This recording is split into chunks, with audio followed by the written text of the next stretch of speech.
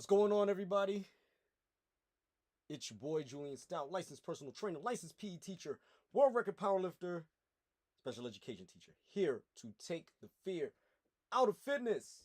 We are about to take off, and class is in session. Check this out. It's hot, and I'm not in a good mood. It's hot, I'm not in a good mood, and for the white people that watch my channel,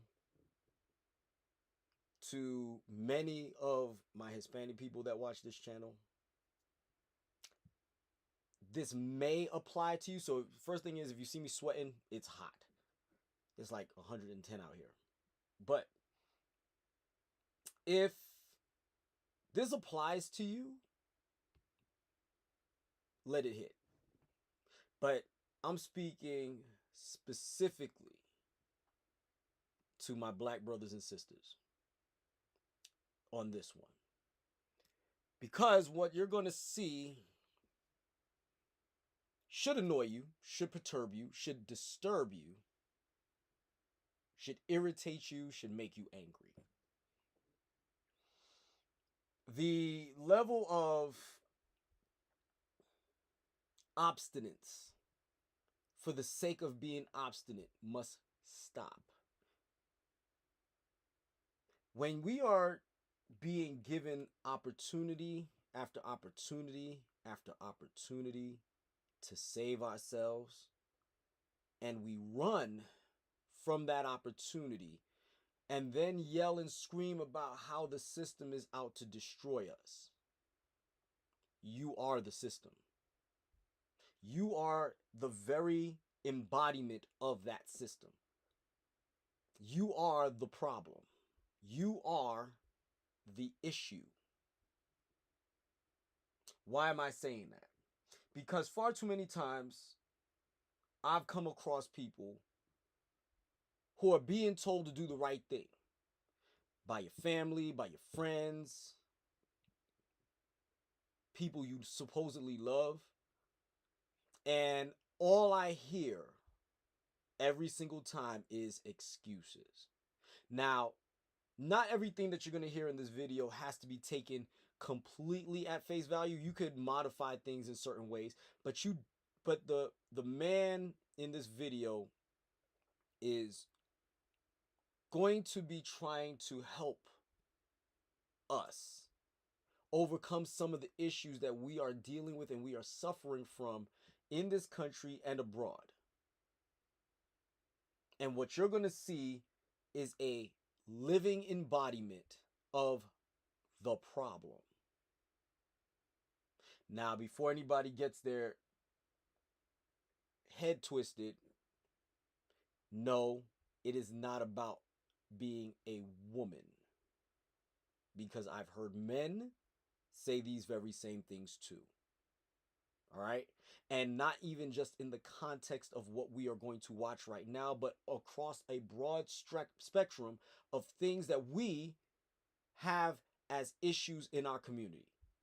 So now what I'm going to do is, now the thing is, again, I love me. I love us. This is why this is one of those moments where we got to come to the table and we got to look at things from a certain perspective, so that way we can make the necessary changes for our survival. So, I'm going to share my screen with you.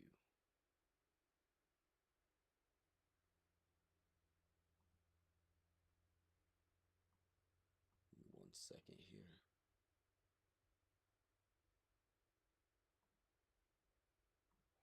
So, this man's name is Dr. Africa. At least that's what he calls himself. And what you're going to hear, like I said, this is somebody's mama, somebody's auntie, somebody's grandmama. I want you to pay attention real close.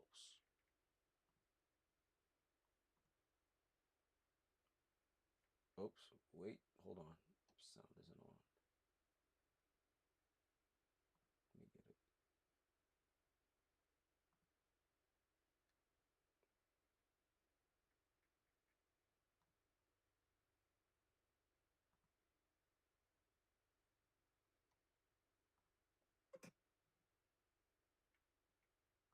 to cook tomatoes. You don't have to cook apples.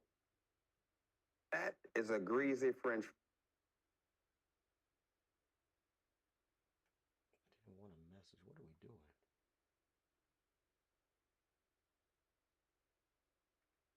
Okay, here we go. What are we doing? Okay, here we go. Anyways, boiling oil. That is a greasy French fry. It's not, it's boiling oil. It's totally boiled in oil, and your body can't get to the potato because oil is around it. So you're schizophrenic in your system. Is it okay to eat potatoes? How should you cook them? You don't have to cook potatoes in the first place. What? You don't have to cook potatoes. You don't have to cook tomatoes. You don't have to cook apples. You don't have to cook these things. Wait a minute. You trying to tell me we have to eat a raw potato? It would better eat a raw What is potato. nasty?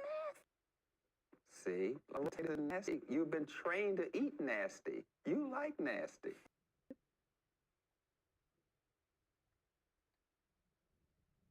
Give me a minute. That's right. That's because it's not. Did you notice it?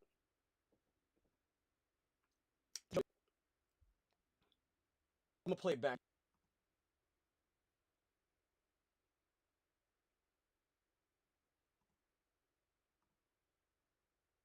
You don't have to cook potatoes. You don't have to cook tomatoes. You don't have to cook apples. You don't have to cook.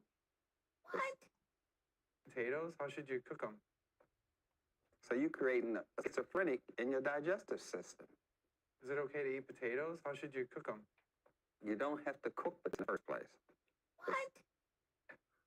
You don't have to cook potatoes. You don't have to cook tomatoes. You don't have to cook apples. You don't have to cook these things. This man literally has a white man and a black woman sitting them down and educating them on nutrition. Some of these things are unconventional, and I am not exactly privileged to speak on these things in that fashion, like, you know, eating a raw potato and things like that. I'm not going to argue whether that's factual or not, because that's neither here nor there. But the man is educating you. What did the white dude do? He asked a question to learn based on his concern. How should you cook a potato if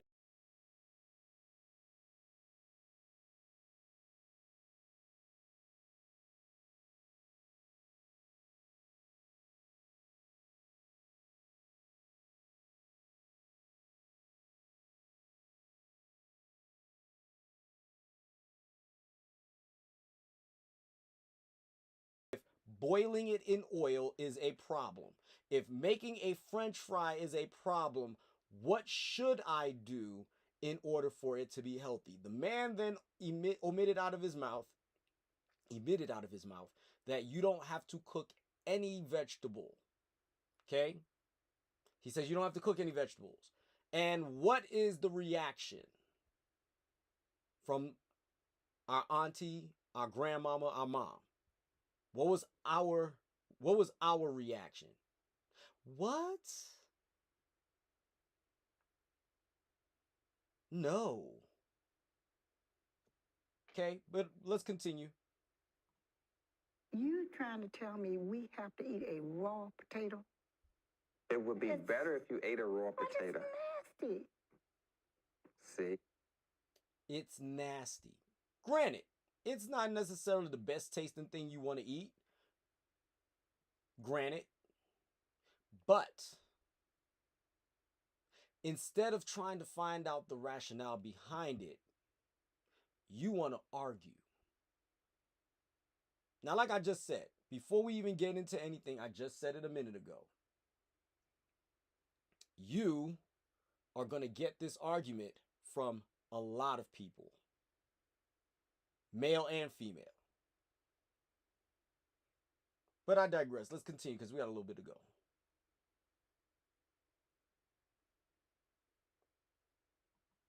Like I was telling you, a raw potato is nasty. You've been trained to eat nasty. You like nasty. Yep, I do. So what I'm telling you is that is a French fry. It's boiled in oil. It's not even fried. It's boiled in oil. That's you calling a hamburger. It's not even ham. Isn't there something wrong with this? See, you're addicted. Something wrong with your philosophy, not mine. You're addicted. So the only thing that I heard this man say that was a little off is the whole hamburger. It's not even made out of ham. The terminology hamburger is not to specify what kind of meat it comes from. It comes from the region of which the quote unquote hamburger came from, if that makes sense. But that's not the point. The point is the man is trying to educate you on what you're putting in your body. And she's arguing with a man who has done studies on the human body and its effects of it from food. He has studied the effects of food. He has probably more than likely studied how our foods interact with other things. Right? And she's like, something's wrong with your way of thinking. Now, mind you, look at her, look at him. Again, this is not about a male-female thing, because if this was a man doing the same thing, I will be making the same argument. I don't want anybody coming for me in the comments acting as though I'm being chauvinistic. I want you to pay attention. Look at her and look at him. I'm pretty sure they're close to the same age. You're talking like an addict. You're supporting your addiction. Yeah. I do something in life. Openly declaring her addiction and not being concerned. As she said that, did you hear the white dude in the background go, I'll play it for you again.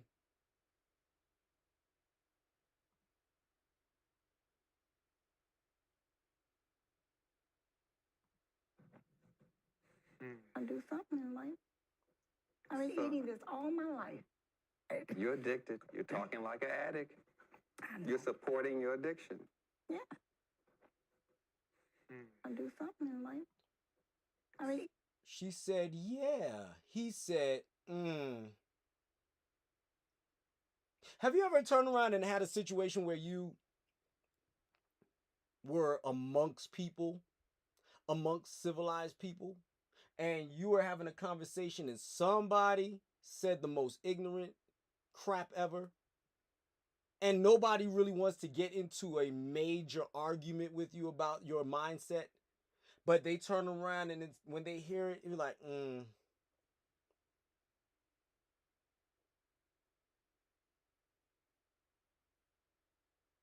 I'm a worship Beelzebub.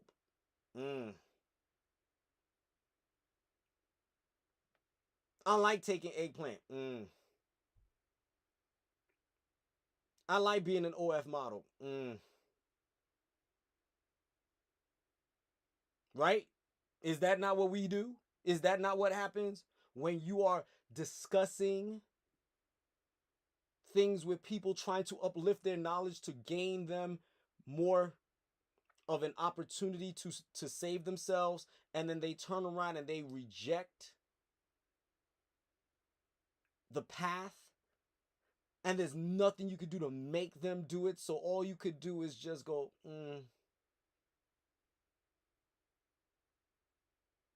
Brother man turned around and was like, that hurt him. She's addicted. It's like, yes, I've been eating it my whole life. And you don't see anything wrong with this. It's all my life. And I like it. Because you were trained to eat it all your life. But I don't like apples that well. I mean, I don't want to eat it every day.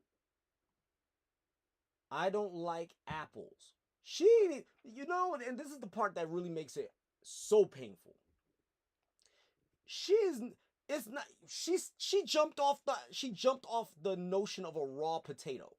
Okay, I could see how somebody would find a raw potato being unappealing, but an apple.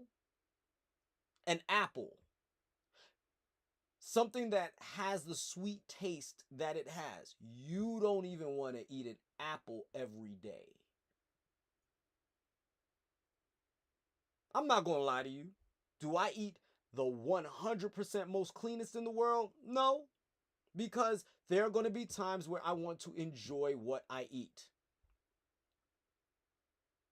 But make no mistake about it, I do eat with some relevance of control, and I do eat with some relevance of understanding what I'm putting into my body and trying to not make the situation any worse. Do I want a hamburger? Sure. Do I eat a hamburger with fries every single day? Absolutely not. If my wife was here, she'd tell you. Absolutely not. Do I like Chinese food? 100%. Do I like tacos? 100%. Do I like cake? 100%. Do I like ice cream? 100%. But I don't eat this stuff every day. Do I like wine? 100%. Do I like beer with my steak? But do I drink alcohol every day? No. 11 times a year for me. 11. Hard 11. A hard 11. It's not it has to be a very, very special occasion for me to add one to it. Meaning, I'm at a wedding and I'm not driving. I mean, it's a major celebration and an accomplishment in my family, and I'm not driving. Or I'll do it when I get home, sort of thing. But no, it's a hard 11. New Year's Eve, New Year's Day, wife's birthday, Valentine's Day, my birthday, Memorial Day, 4th of July, Labor Day, Thanksgiving, Christmas, New Year's Eve again. I'm probably missing one. But that's not the point. But even then, hard 11. Hard 11. So much so, if there is something going on in my life where I intend to enjoy alcohol at a different time, I forego one of those days. So say for instance, I'm going to travel. If I travel and I know where I'm going is a destination that consumption of alcohol may be likely, whenever the time frame is, I forego my day. I forego my time and add it to the time. So if I know I'm going to drink more than once during this vacation, I forego two of my drink days to have those drink days when I'm away. And here we are, arguing with a man trying to save your life. Are you going to turn around and yell at a doctor trying to take a bullet out of you without having you bleed to death? Or are you going to just turn around and let them perform the duties that they're supposed to be performing? If somebody's trying to save your leg, are you going to argue with them about how to save your leg? Or are you just going to let them do it? Give you the advice and follow it to the letter? Are you going to mix your medications when you were told not to? Some of you would, never mind. Are you going to turn around and put yourself in harm's way when somebody's trying to pull you out of the street? Are you going to jump into traffic? I digress. Let's keep going. But you would eat French fries every day. No, I don't like French fries that well either. I eat them every now and then, like I would an apple. But you wouldn't eat a hamburger every day either. You No, eat that I don't care that much. What do you eat natural every What day? do I eat? I don't know if it's natural, but I eat potatoes. Raw? Nope. I eat rice. I eat What, chicken. what kind of rice? Brown rice? No, Wild I rice? don't like brown rice. You don't like natural rice? I like white rice. You like rice Yes. that's been made in a factory? Yes. But Yes. I eat wild rice sometimes, but I don't want it every day. I like that white French rice. fry has been bleached white. Yeah. You notice they never turn black at McDonald's? But Michael Jackson was bleached white. Do you hear that BS? So because Michael Jackson was bleached white, because he had vitiligo and he's an entertainer, justifies your food being bleached white. Do I eat white rice? Yes. Do I eat brown rice? Yes. Do I eat wild rice? Yes. Do I eat? Yes.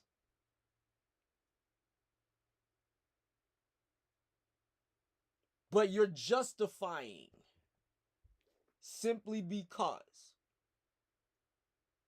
Now, as somebody that tries to maintain a certain level of muscle and things of that nature, white rice does the job. Not gonna lie, but I'm aware of what I'm doing. Can I forego white rice and eat brown rice? Ask my wife. Yes, I can. Texture's a little different, but I'll get over it. Wild rice is dope. I love it when you turn around and you make it in chicken stock and all that stuff. That's great stuff. So we ain't gonna go there exactly. But her justification, look at my man's face. Look at my man's face right here.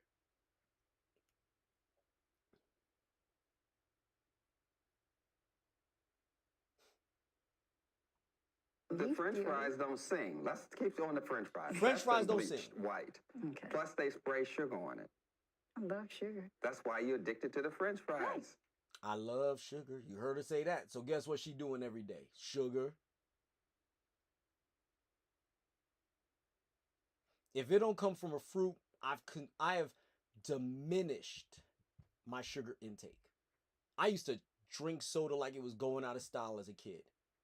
Once I got educated and once I started to begin to understand what sugar really does to the body, as long as if you're not in use of it, I don't do it like that anymore. Do I have things that taste sweet sometimes? Yes. My favorite thing right now is this right here. My favorite thing right now is this. Liquid Death. Let me show it to you real quick. Wow, looks like my screen is stuck.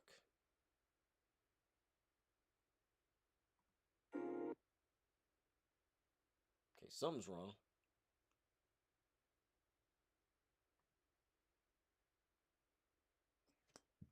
My screen is frozen. I'll be right back. Hold on one second.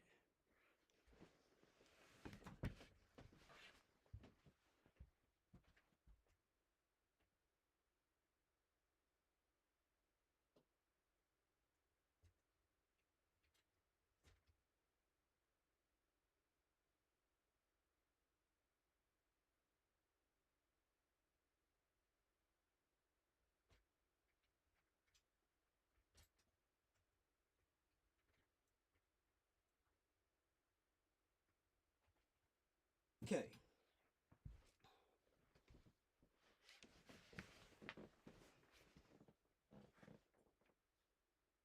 Sorry, guys.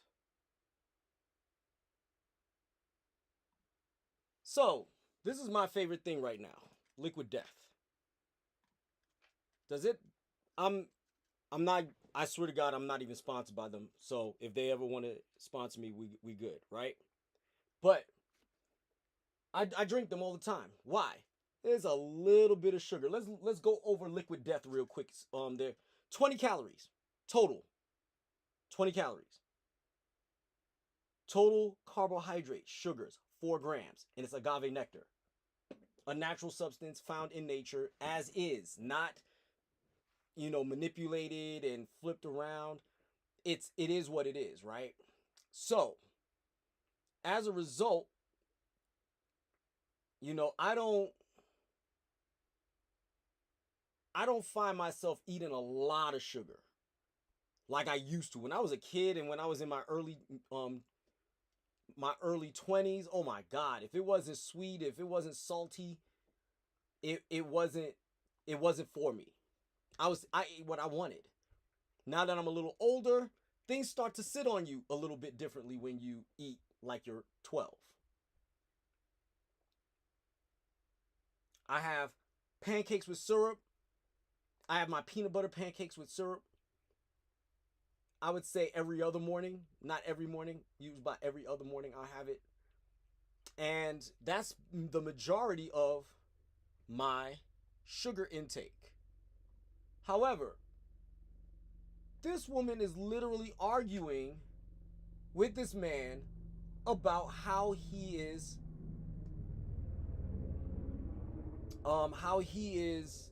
teaching her how to survive. My peanut butter pancakes are simple. I take a third scoop of Kodiak protein pancakes. I take a third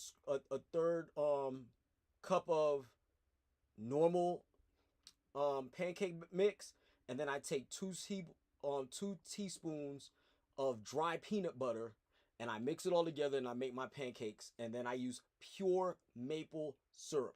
None of that high fructose corn syrup crap, none of that. I eat that, and that's usually my my breakfast in the morning. Hard boiled eggs if I'm feeling myself. But my diet is a higher concentration of protein with a balance of fats and carbs. So it's like my pancakes are more of a complete meal. Yes, usually if you make pancakes, you make it with eggs and milk and all that stuff, which makes it more complete anyway. But in this particular case, all I do is add water in all of it, and they come out great. So you guys, I want to make sure that you know what's going on with that. But let's get back to this lady real quick, because like I said, this is somebody's mama. This is somebody's auntie. This is somebody's sister. This is somebody's cousin. And I want y'all to hear this because, like I said, this is not about gender. She is the avatar of all black people in this particular case, because I hear it for a majority of us when it comes to our vices. When it comes to our vices, it is, I don't want to hear it. But we'll get into that in a minute once we get through this video.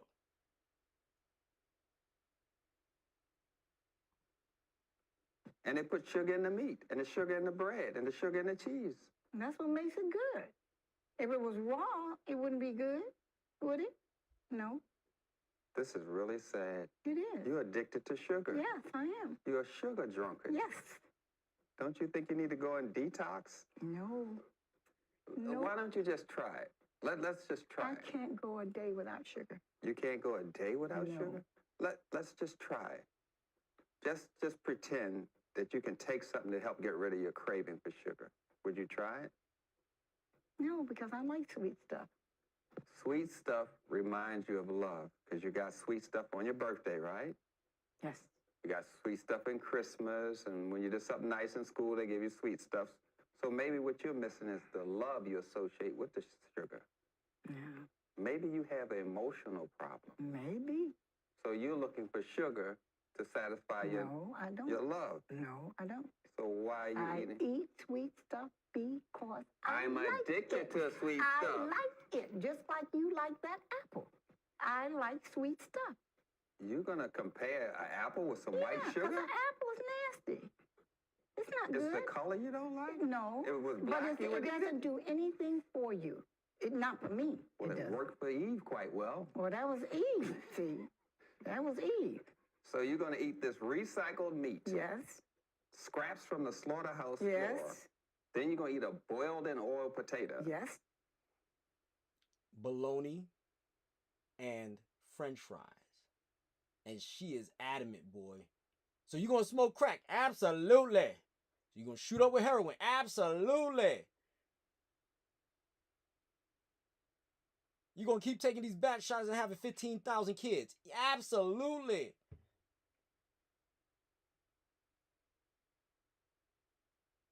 You gonna keep running cars into into other cars? Absolutely. You gonna delete yourself? Absolutely. If it tastes good, do you hear? Do you hear it?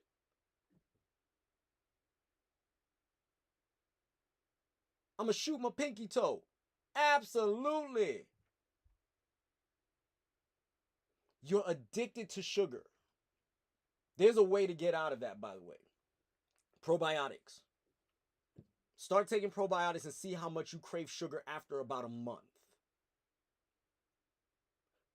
Fruit sugar will hit different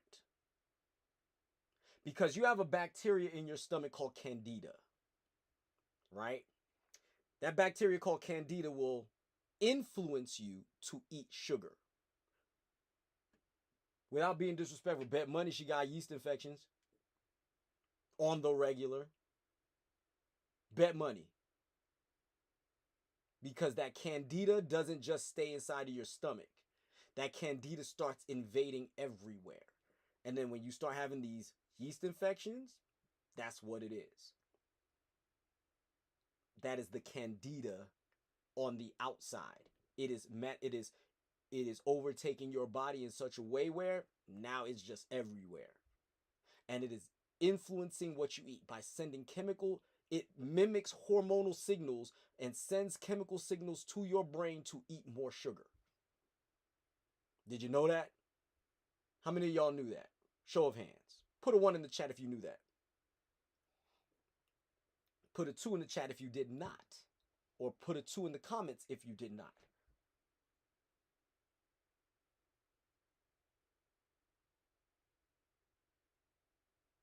So now, this man is trying to save your life. He is telling you McDonald's is killing you. If you want to have a McDonald's burger every now and then because of whatever reason, truthfully to be told, if you're trying to connect with your family, you wouldn't want to poison them. But what I will say is, if you are trying to connect to your family, find a healthier opportunity and option to do so. Now, obviously, I just told you I drink 11 times a year. 11. Hard 11. Is that healthy for you? Some say yes in moderation. Some say no regardless. I choose moderation. Can I eliminate alcohol from my diet completely? Yes, actually I can. 100%. Do I want to? No. If I find myself in a position where it is causing me health issues, where a doctor says, ooh, how many drinks do you drink?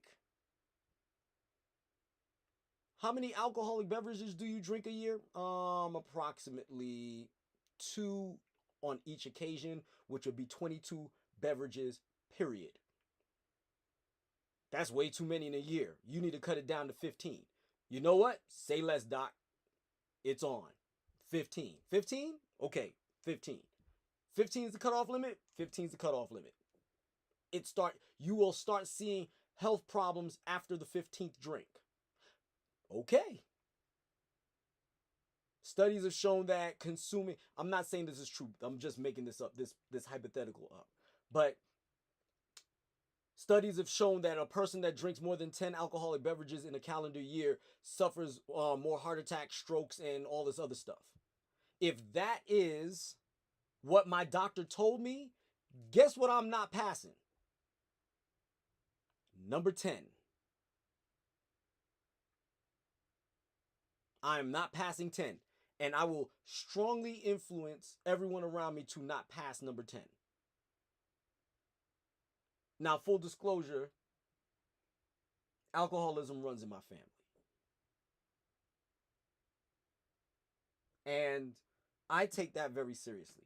If I had found myself to be in any way, shape, or form being influenced by the alcoholic beverages that I consume, I wouldn't touch it at all.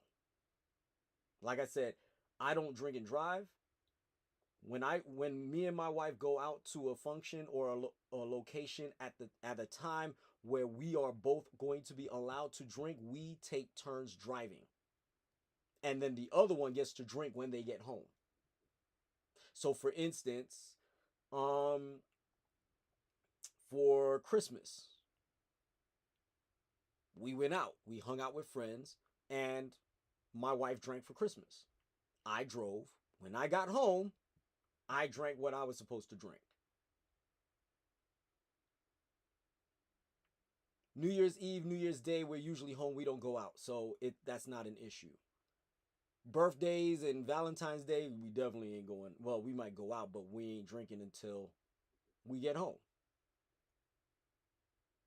And oh, by the way, whatever the holiday is, it's that weekend. Either the weekend before if it falls on a Monday or a Tuesday, or the weekend after if it falls beyond a Wednesday. But not on the weekend. If it falls on a Wednesday, Thursday, or Friday, it's Friday. But Wednesday or Thursday, we move it to Friday. Because I want to, the couple times actually, that I actually consumed alcohol on the day of, I didn't like how I felt the next morning. I wasn't like, again, I don't drink to get drunk. So, I mean, I got, a little fuzzy, but I wasn't like stumbling and fumbling all over the place, right? When I drink like that, I just don't like how I move in the morning. My reaction time is slower. Not as cheerful, let's put it bluntly. I'm not angry, but I'm not as cheerful. And I need a day to reset the button so that way when I go back to work, I am fully of sound mind and body. Because I'm not inebriated when I go to work. That is not a thing. Especially as what I do for a living, it's not a thing. I don't go to work inebriated. There's at least a 12-hour gap between my last drink and when I gotta be at where I gotta be at, whether it's the gym or in any other facility that we know of. So, with that being said, I stopped doing it altogether. It's either the weekend, and oh, by the way, Sunday. Yeah, Sunday's not a thing. I don't drink on a Sunday. Unless I have Monday off. If I have Monday off, then I'll drink on a Sunday. But if I don't have that Monday off, I don't drink on Sundays. It's either Friday or Saturday.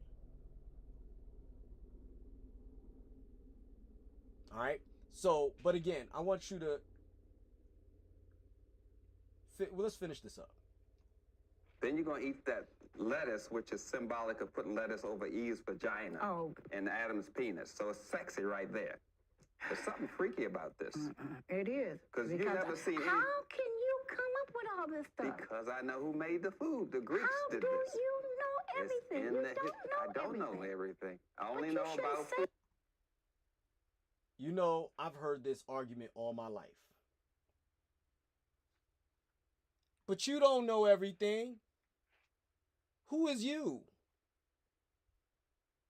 Who are you to tell me how to do this? How do you know all this?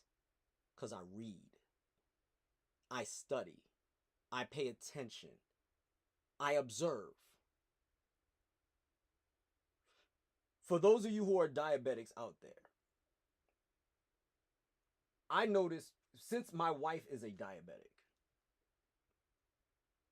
and since I have relatives that have passed away from diabetes, both my parents are diabetics also. And since I have family members that have died of diabetes, let me explain something to you. I take it very seriously. But I also have to make observations as to how certain particular things affect people with diabetes. And one of the things that I noticed is blood sugar crashes. How to avoid a blood sugar crash, but also how to mitigate blood sugar spikes. And one of the things that I'm going to tell you is not, especially if you're on medication, do not take your medication before you exercise if you've eaten already. And the reason why is, especially if your gym is relatively close by, because When your blood sugar starts to spike, the nature of your muscles being active and depleting your triglycerides in your muscles and the glycogen storages in your muscles, your blood sugar is going to crash.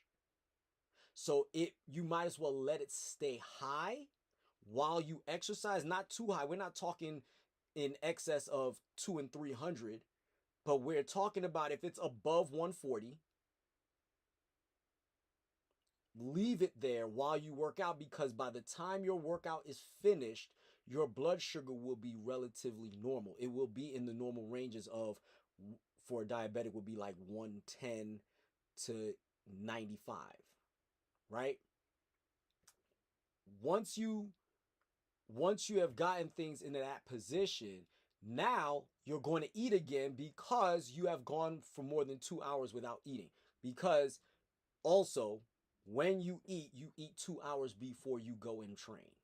Your last bite of food should be no less than an hour before you train, but you should be finished eating your last bite of food within 2 hours of your gym time, because your glycogen stores are going to be depleted if you go and try to work out right after you finish eating, your body hasn't had enough time to digest food enough to supply you with enough energy to get through your workout. This is part of the reason why Gatorade exists, is to actually get sugar and electrolytes into your bloodstream as fast as humanly possible, because your blood sugar is dropping rapidly during a workout. So as a result of that, and oh, by the way, in order to get a stronger uptake of sugar into your bloodstream, you want to add electrolytes to it. It's part of the reason why Gatorade works so well. I'm not sponsored by Gatorade and I'm not an advocate of theirs, but I'm letting you know that it's factually true. Studies have shown it in peer-reviewed studies and the like. So it's not just my opinion, it's fact. So if you pair salts with sugar, which is part of the reason why sweet and salty goes so well together, and why you're so addicted to it, which is why they add sugar to your french fries, because if they add sugar to your french fries, what is also in your french fries? Sugar. It's salt and sugar. So now you're eating it and it tastes delicious to you, because that's how your brain is understanding. Your brain already knows how your body works. So your brain is also letting you know, hey, sweet and salty, let's get it. Ooh, I love it. You know there's salt in your donuts, right? You know there's salt in your candy bars, right? Shoot, they even go as far as to say salted caramel, even. And what are we doing? We're eating it up, eating it up. So now with the salt end of it, we are retaining water. And on the sugar end, we are raising our blood sugar, which does what? Gets us bloated. We look all full. We look fluffy. We look soft. Instead of some rigor, right? With some sharpness to our skin. These are all indicators as to, oh my God, here we go again. Give me 1 second. I don't know what's going on with I know what's going on. It's my phone. I'll be right back. One more time.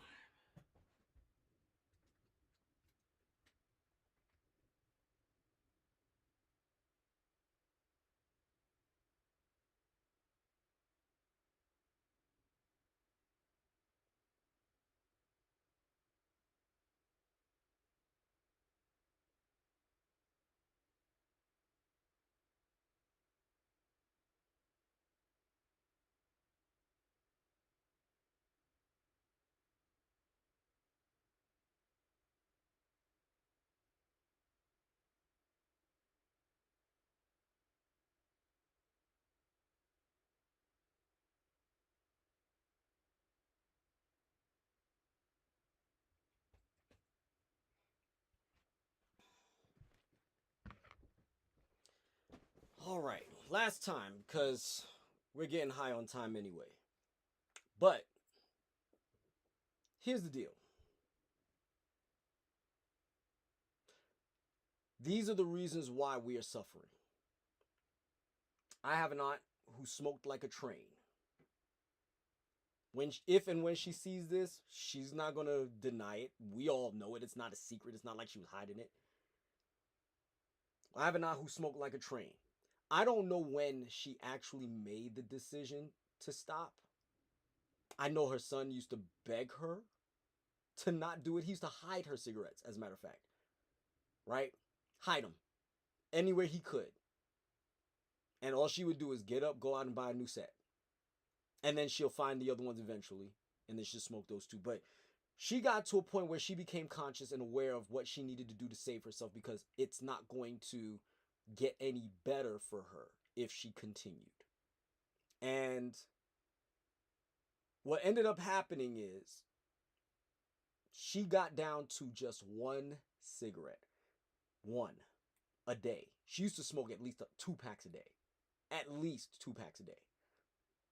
That's 40 cigarettes, just so y'all know. 40. She got down to one and could not break it.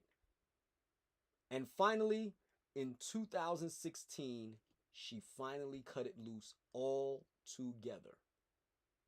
I believe it was 2016. She told me that. But she stopped. She's done. So, here's the deal.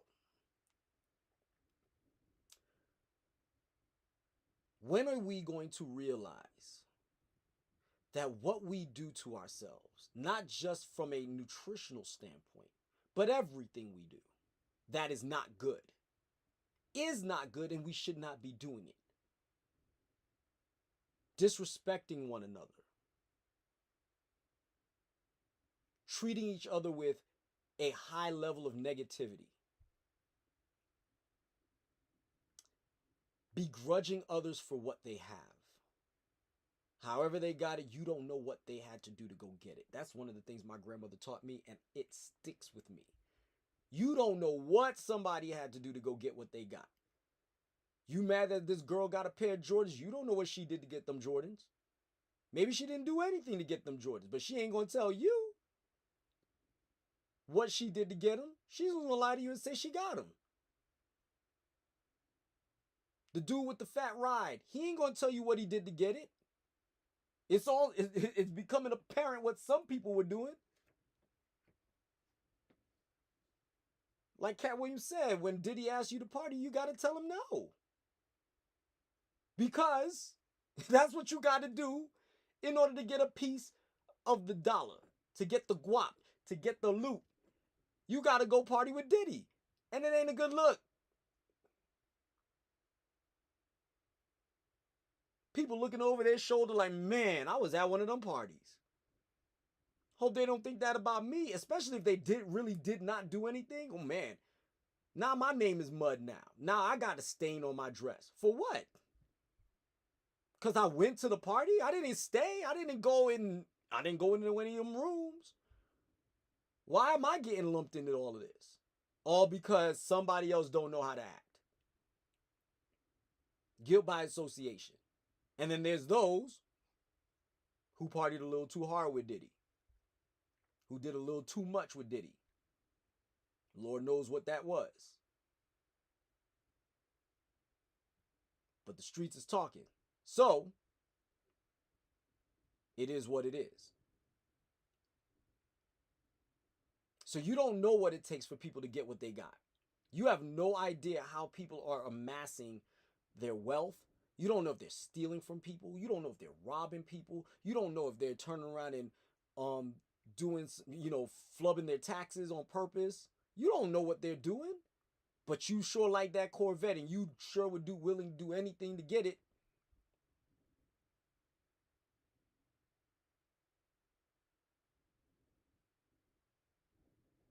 Yo, my man, the way you on these streets, on these corners, my man, streets is gonna eat you, dog. Yo, I gotta do what I gotta do, son. Yo, I gotta feed my family. I gotta take care of my kids. But you ain't thinking long-term taking care of your kids. You thinking about the right now. You're thinking about the right now.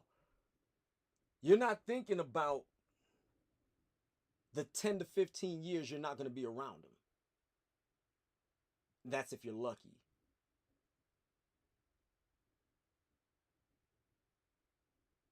Some of you are like, yo, I'm stressed out with life. I got to drink this alcohol to calm me down and ease my nerves. Well, we already know that alcohol is a truth serum, right? The truth comes out when you're on alcohol. So now, on top of that, how you might feel about your family at this point, whatever little inside anger that you're holding on to, it's going to come out. Somebody told you, hey man, you need to relax on the sauce. Man, I know what I'm doing. I'm good. I ain't no punk. I know what I'm doing. I'm gonna drink. I'm gonna have me this 6-pack and I'm good for the night. Relax. I'll be at work on time like I always am, and you might. I know I wouldn't, but you might. But what are you gonna do when you're not in control of your emotions? Because your emotional centers, which are chemically induced, by the way, are being manipulated by another chemical called ethanol. What are you going to do? And then you mess around and smack one of your kids a little too hard. Or you put your hands on your wife in a way that she did not invite you to. What are you going to do then?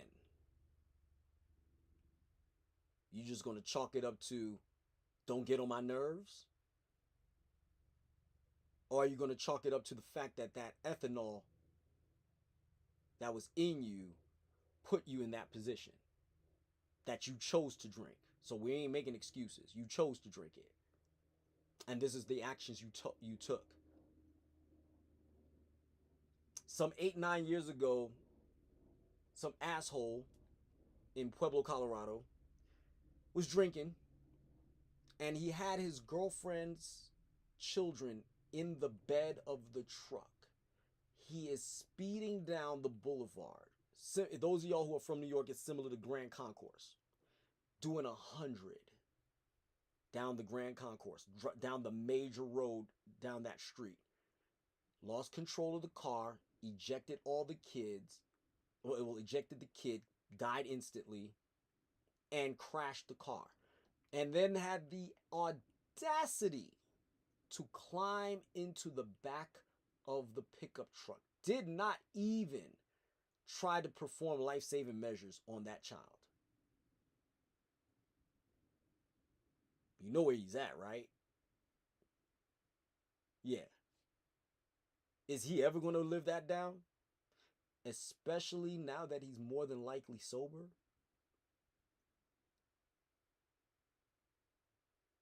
When we tell you stop doing these drugs, when we tell you stop drinking this alcohol to such excess, like I said, we ain't talking about being a goody two-shoes in the ultimate sense. If that's what you choose to do, by all means, do so.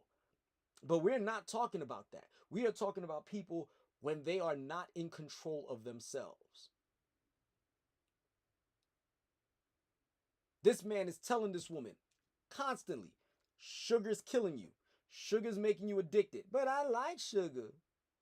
I loves me some sugar. I can't go a day without some sugar. Apples is nasty. Apples have sugar in it. And an apple is nasty? You in a bad way.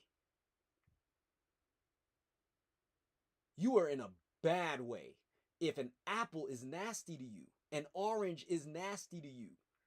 A banana is nasty to you.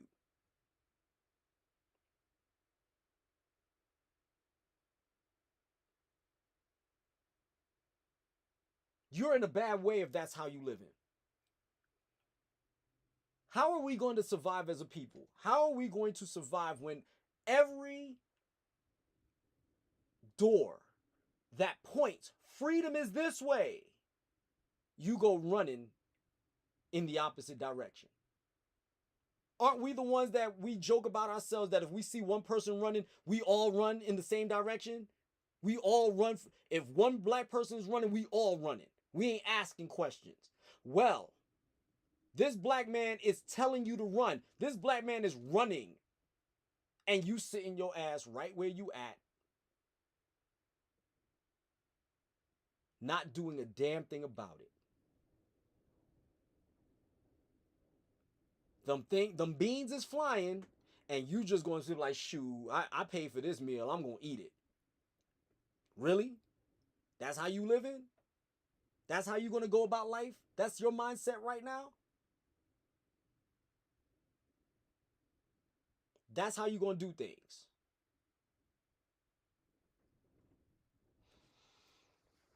Man, this camera's getting on my nerves. I don't know what's going on.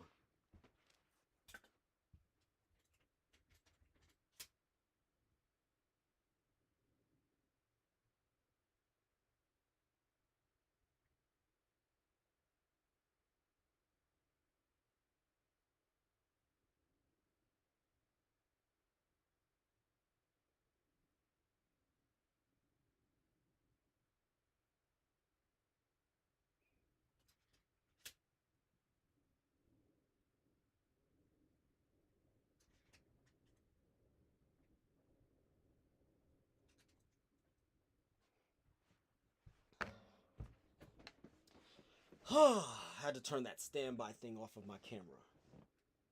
That's what's going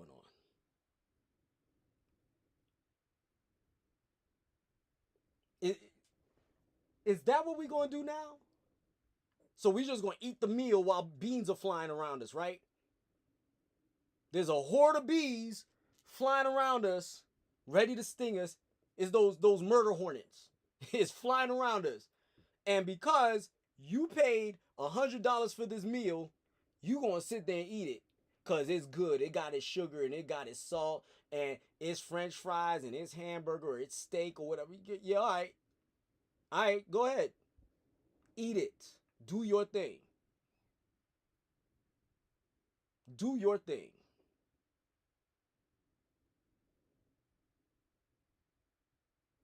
When are we going to wake the hell up? Again, I'm not asking you to be perfect. Yes, Valentine's Day, chocolate. Chocolate, salt, sugar. Fats, sugars, and salt all in one. Of course, every year for Thanksgiving and sometimes on Christmas, I make a cheesecake. In honor of my college friend's mom who gave me the recipe, I make one every single year. She is no longer with us, and she was a wonderful woman, but I make it every single year, and I eat all of it, minus a couple of slices. But I don't eat it in like 2 or 3 days. It takes me roughly about a week to get through it, because I'll have me a slice once a day. But I'll forego all the other garbage that I would typically probably put in my body at some point.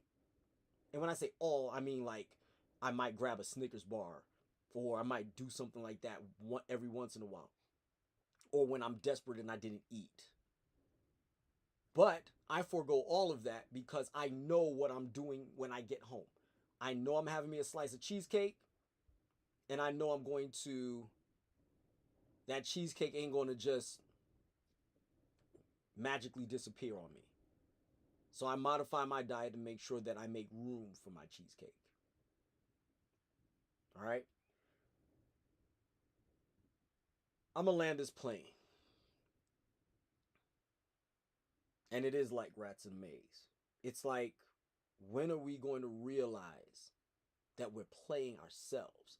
Ain't nobody playing us anymore. We are on autopilot now. We play ourselves on the regular. Don't even get me started on Sexy Red again.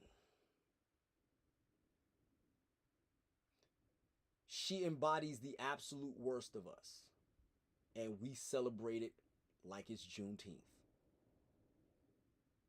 If you saw that performance at the EBT Awards, as now they're calling it, they're not even calling it the BET Awards anymore. It's gotten so bad, it's now the EBT Awards. All right? And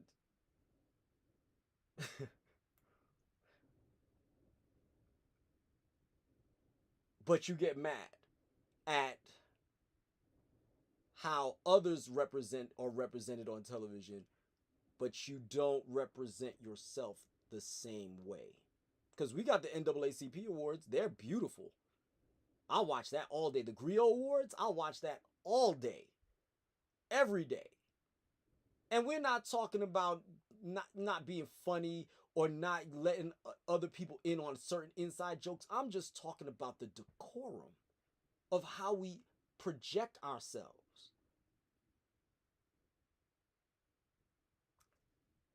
It's us. It's not them. It's us. As a matter of fact, you want to know the worst part is? If you want to know how bad you do it, ask somebody that's racist. Ask them. What do you think about A, B, C, and D? And then all of a sudden, it's going to come out. And it's not that they're lying. They're telling you the truth. You do this, you do that, you act like this, you act like this, your image is this, your image is that. And yet, we don't try to at least tighten it up. We'll let the Kool-Aid hit the floor completely. We'll let the whole pitcher spill.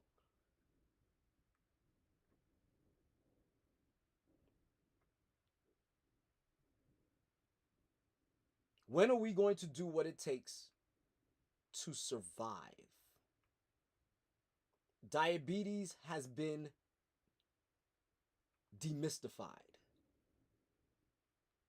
When are we going to get off of that pot? Diabetes is simple to get rid of if you are not insulin dependent. And as a matter of fact, now they're talking about being able to reverse that now. But even then, if you're not insulin dependent,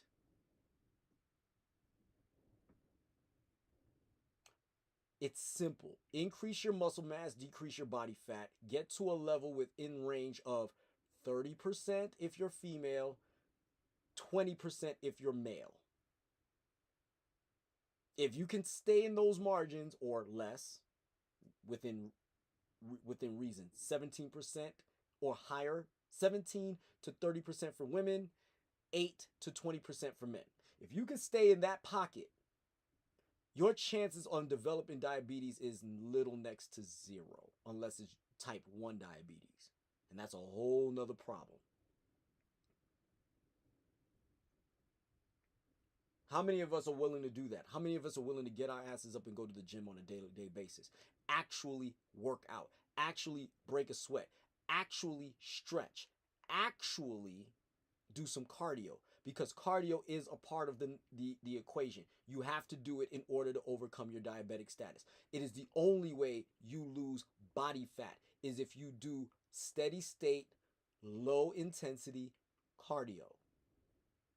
It's a secret that was never been a secret for as long as I can remember.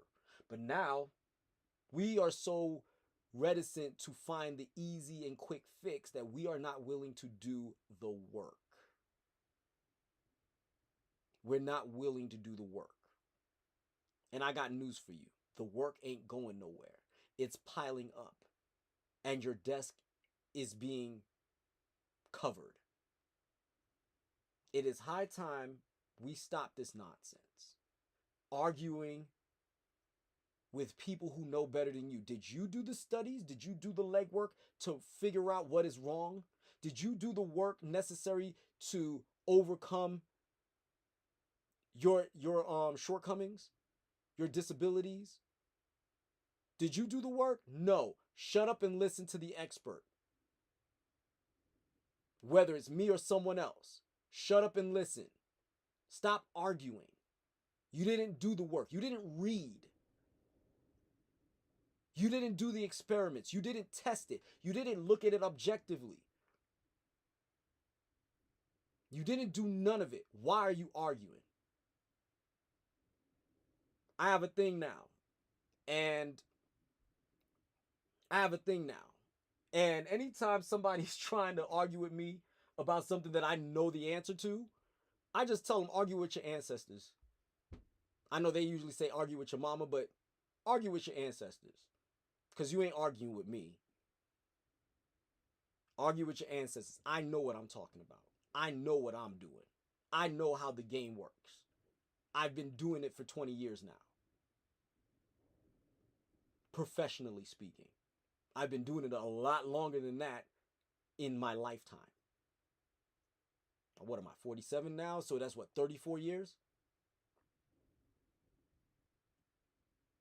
I've been doing this for 34 years personally, professionally for 20. Do not sit here and argue with me about how to eliminate the diseases that plague our community. Do not argue with me, or anyone else for that matter, about the things on how to save yourself. Argue with your ancestors. If you got to take the heart-shaped herb in order to go talk to them, do that. But Julian Stoutt,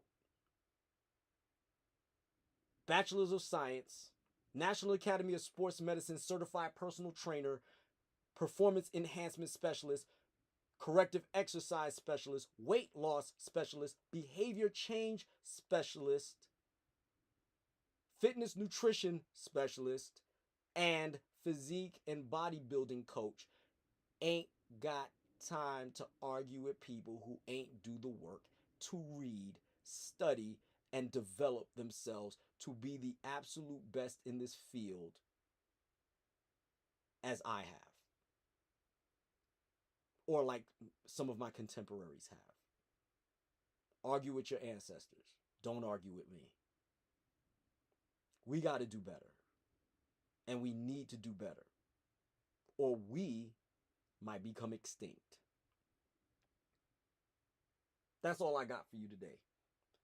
I'm not going to be on air tomorrow. Normally, tomorrow is my time, but I'm going to be busy.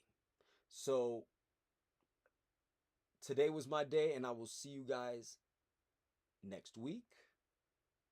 And if you made it this far, do me a favor. Give me a like. Click that subscribe button.